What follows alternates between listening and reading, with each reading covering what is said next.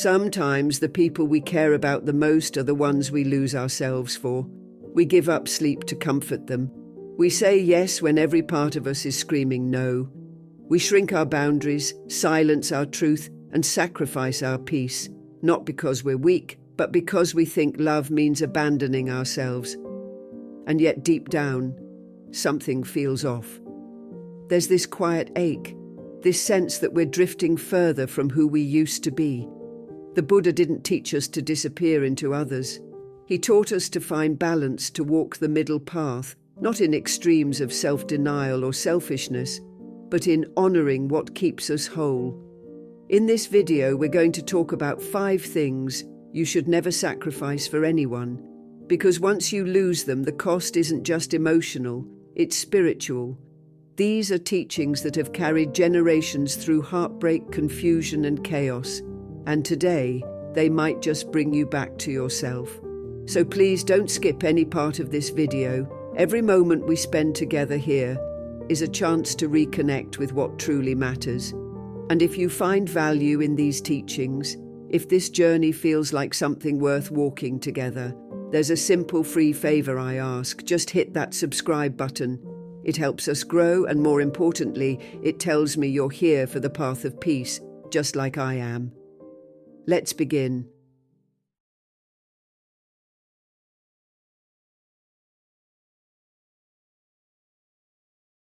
There's a moment that sneaks up on you, not loud, not dramatic, just quiet and heavy.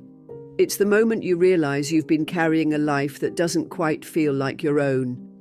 You say yes to the plans you don't want to join. You agree with opinions that don't match your values, and you keep showing up for others, even when you're running on empty. At first, it feels like kindness. It feels like being a good friend, a good partner, a good human.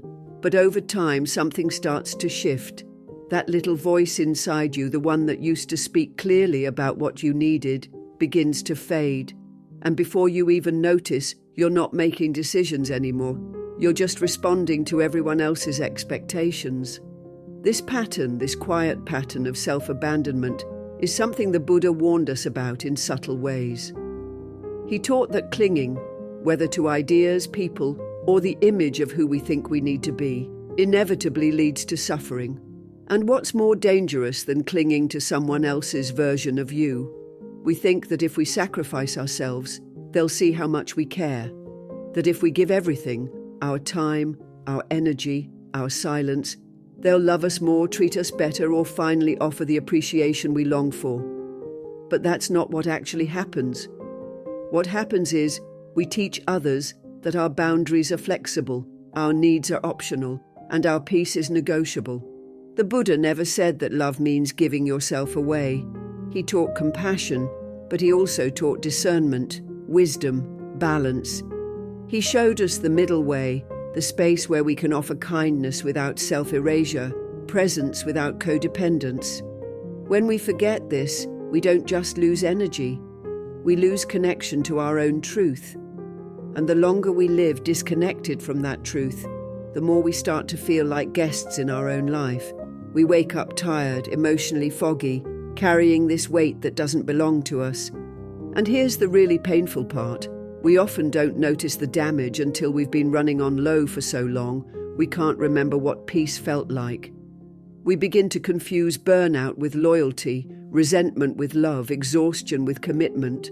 But Buddhism teaches that peace is not something given by others, it's something cultivated within. And you can't cultivate peace in soil that's constantly being trampled on.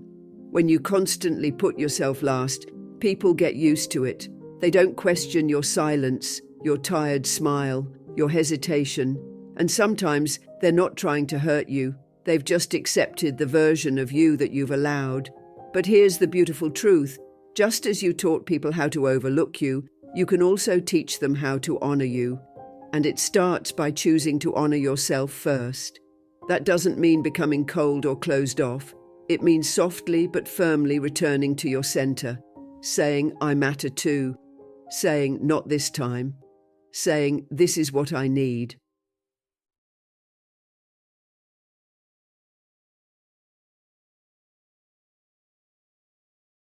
There's a moment in life that many of us come to quietly, when we look around at everything we've built, every relationship we've maintained, every situation we've tolerated, and we realize we've been slowly disappearing in the process, not all at once, not in dramatic ways, but in small, silent ways that are easy to dismiss.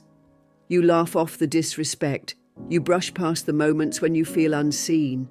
You convince yourself that it's okay to be the one who always bends, who always adjusts, who always gives. And before you know it, you're living a life that no longer feels like it belongs to you. This isn't just about exhaustion. It's about erosion, the erosion of something sacred, your self-respect.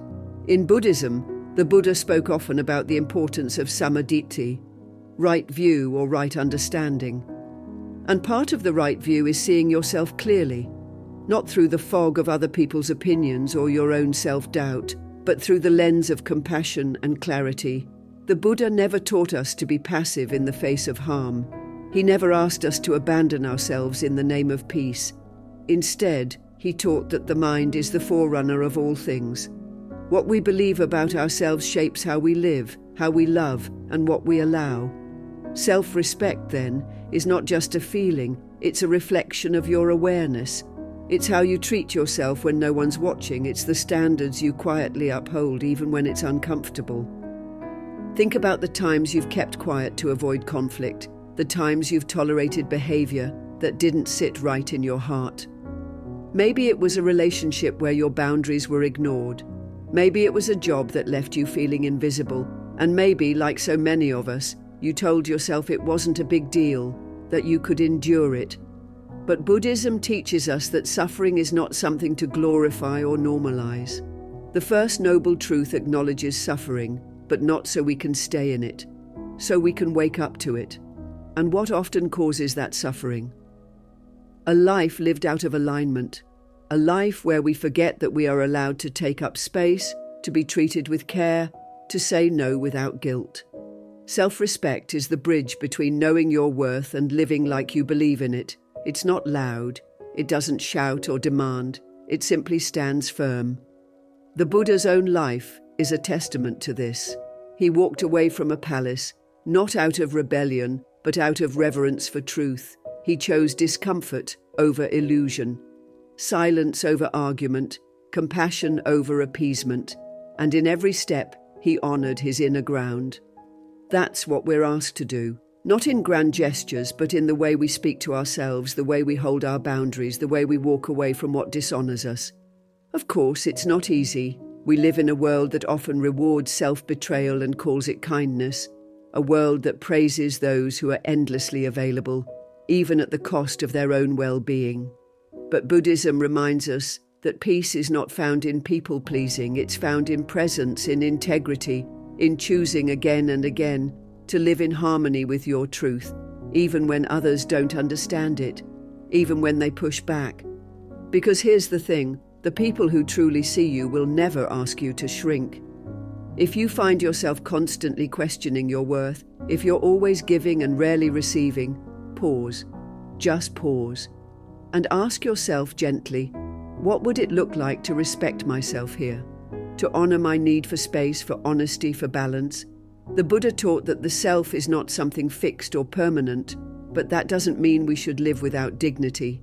It means we get to shape who we are, moment by moment, through our choices, through our attention, through the energy we protect and the boundaries we draw.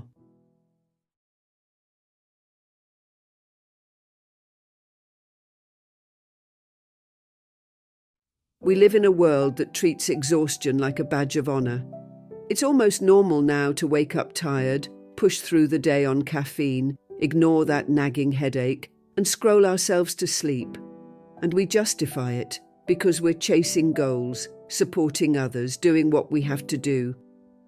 But here's the truth most people don't want to admit.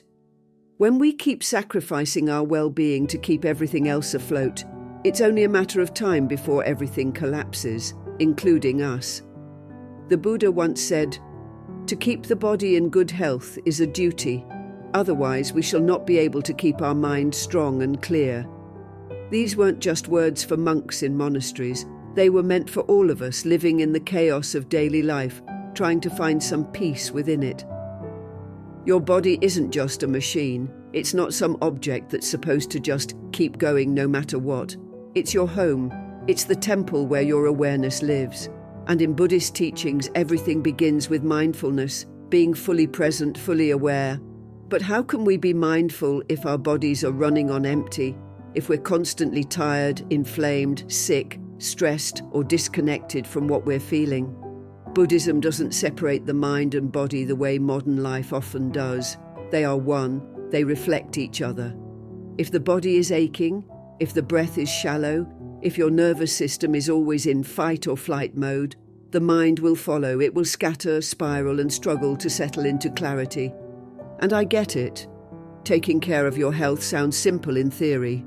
But in real life, it means making hard decisions. It means saying no to late nights even when everyone else is still out. It means stepping away from that project when your back hurts and your mind's foggy. It means choosing rest over productivity. And most of us are scared of what that looks like. We're afraid of being seen as lazy. We're afraid of letting someone down. But here's where Buddhist wisdom becomes deeply relevant. One of the central teachings of the Buddha is that everything is impermanent, and that includes our health. We cannot afford to wait until illness or burnout forces us to stop. The practice is to stop before we break, to pause, to breathe, to listen inward. Caring for your health doesn't have to look dramatic. It's in the small choices, drinking water with presence, eating food that nourishes rather than numbs, moving the body with kindness, not punishment. It's noticing when your shoulders are tense and relaxing them without judgment. It's learning how to rest without guilt. It's meditating not to achieve something, but simply to return home to your breath. That's the Buddhist way. Not rushing to fix, but softening into awareness. In the Pali Canon, there's a story where the Buddha reminds his disciples that without physical health, even the most sincere spiritual seeker will find the path harder to walk. Health isn't about perfection, it's about support. Your body is not an obstacle on the spiritual path, it is the path. You walk it, sit with it, learn through it. Every ache is a message. Every breath is an opportunity. Buddhism invites us not to shame the body but to revere it, not in vanity but in sacred attention.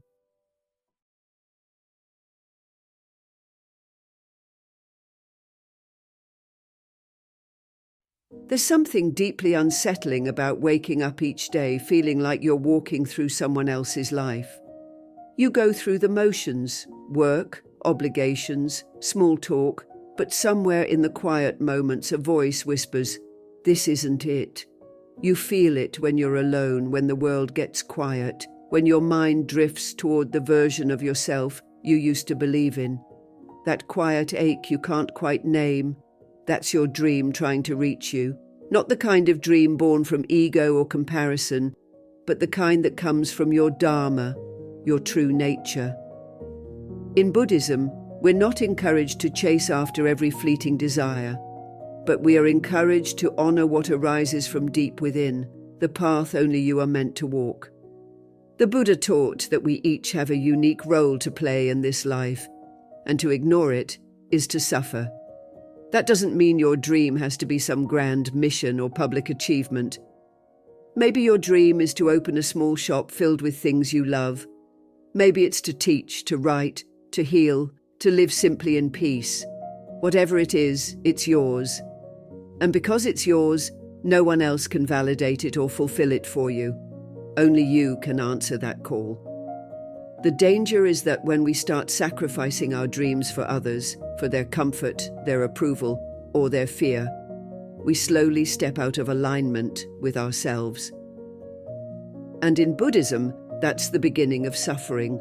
Dukkha, the stress that comes from living out of harmony with our truth. Sometimes people won't understand your dream. They might call it unrealistic, impractical, or selfish. And maybe they're not trying to be cruel. They're just scared for you. Or maybe they're scared of what your courage reminds them of in themselves. But as the Buddha reminded us, no one saves us but ourselves. You can't make your life smaller just to make others comfortable. You weren't born to fulfill other people's scripts. You were born to awaken, to remember what you came here to do, and to walk that path with mindfulness and courage.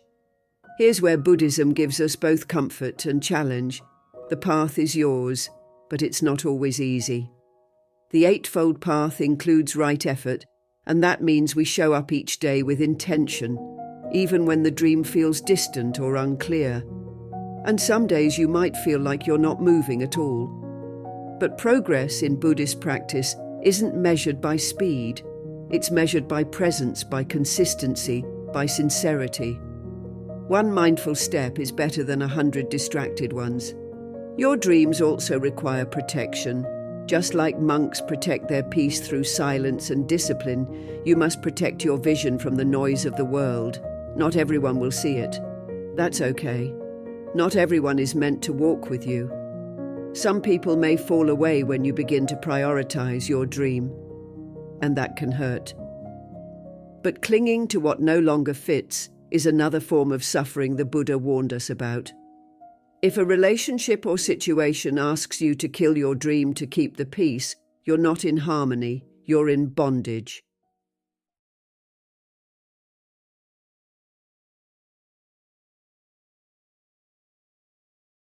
There's something deeply unsettling about doing something that goes against who you are, something that doesn't sit right in your heart.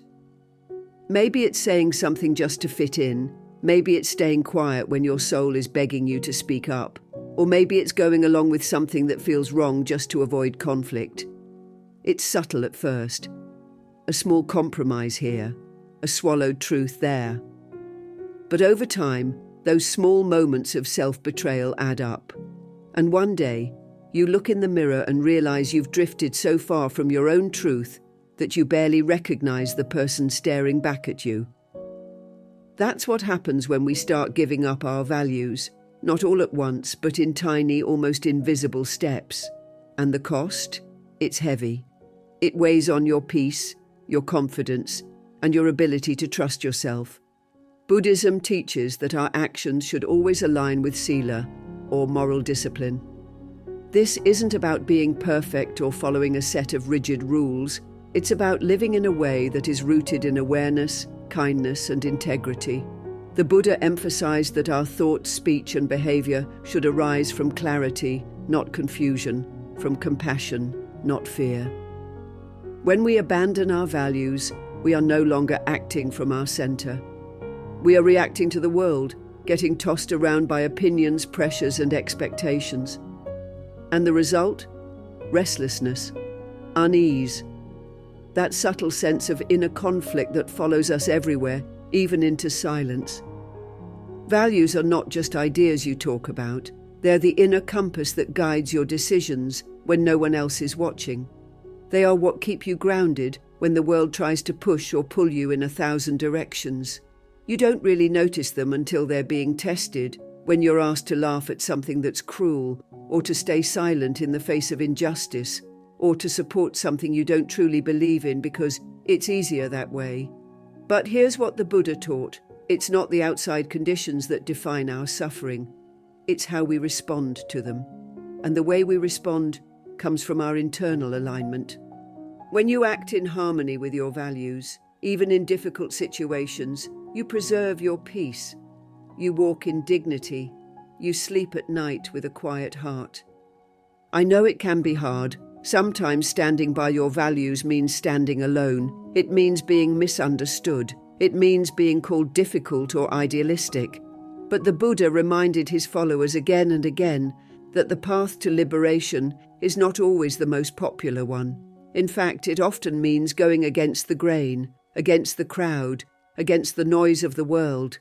The middle path isn't loud, it's steady, and it asks you to make choices not based on what feels easy in the moment, but based on what feels right deep in your being. If your values include honesty, compassion, and non-harming, and someone or something asks you to bend those for the sake of acceptance or gain, that is a moment to pause, to breathe, and to remember who you are. There's also this mistaken belief that values should be flexible depending on the situation, or that we need to adjust them to avoid making others uncomfortable. But values are not meant to bend in the wind. They're meant to hold you steady through the storm. They don't make you rigid, they make you resilient. In Buddhism, this is why right action is such an important part of the Eightfold Path. It reminds us that our liberation is deeply tied to the way we live, speak, and choose every single day. You cannot walk a path of peace while stepping over your own truth. And no job, no relationship, no goal is worth that kind of inner disconnection. What happens when you stick to your values, even when it's hard, is something beautiful. Over time, you start to trust yourself more. Your self-respect grows. The noise outside starts to quiet because your inner world is steady. You begin to attract people who see and appreciate you for who you truly are, not for who you pretend to be. And maybe most importantly, you start to feel whole again. Not because life got easier, but because you stopped betraying yourself just to make it through.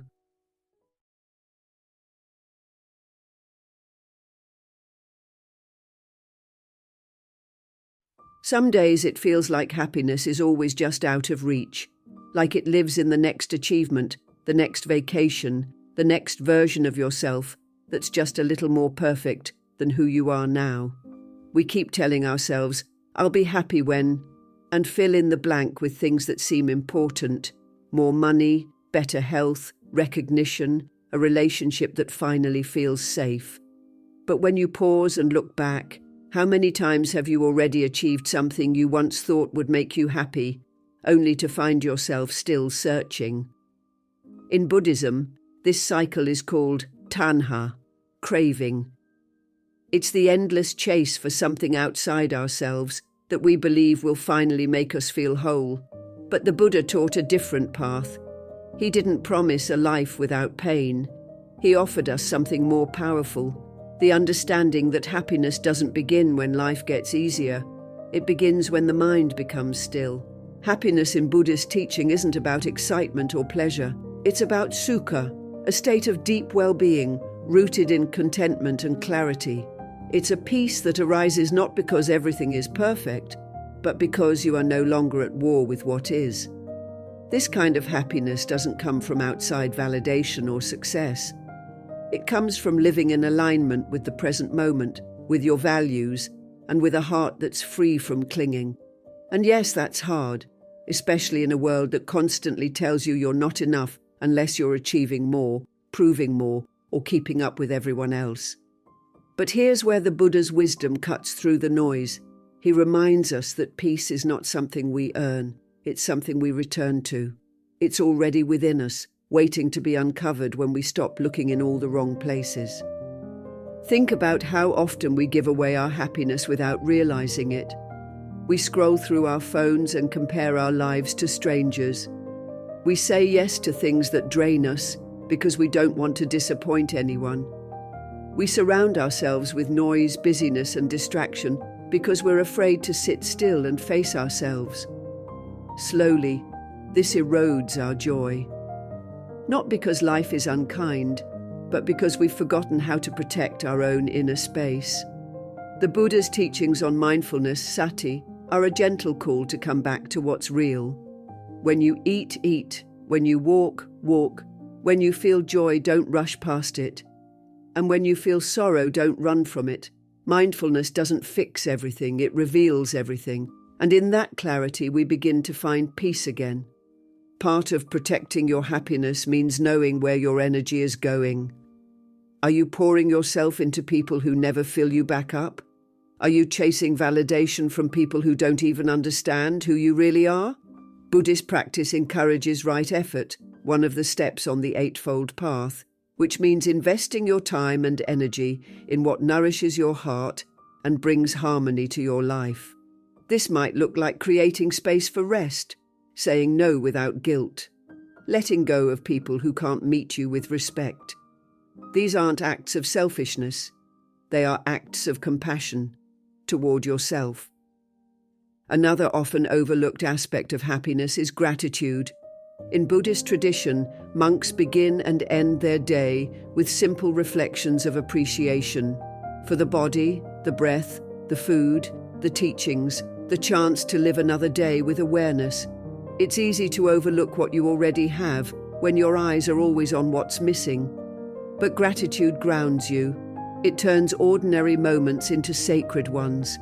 When you can find contentment in a cup of tea, a smile from a stranger, or the quiet of early morning, you begin to realize that happiness isn't somewhere far off. It's here. It's in this breath, right now. And let's talk about self-compassion, because one of the biggest reasons we struggle with happiness is the way we treat ourselves. We're kind to everyone else, but harsh with our own hearts. We replay our mistakes, judge our emotions, and hold ourselves to standards we'd never place on a friend. The Buddha taught metta, loving kindness, not just for others but for ourselves, to be gentle with our flaws, to recognize that we too are worthy of the same forgiveness we offer others. You don't have to be perfect to be at peace. You just have to be present. You have to be willing to meet yourself, not with criticism, but with care. These 5 things, your self-respect, your health, your dreams, your values, and your happiness, are not weaknesses. They are your inner strength. They are the pieces of you that no one else can live or protect. The Buddha reminded us that we must tend to our own garden before we try to fix the world. These are the seeds of your peace. So the next time life tries to pull you away from them, pause. Remember your path. Return to your breath. You don't have to sacrifice yourself to be good, to be kind, to be loved. You simply have to stay true. Thank you for being a part of Buddhist journey. If today's reflection spoke to your heart, continue walking the path by watching one of the suggested videos on the screen. Until next time, may you protect what's within.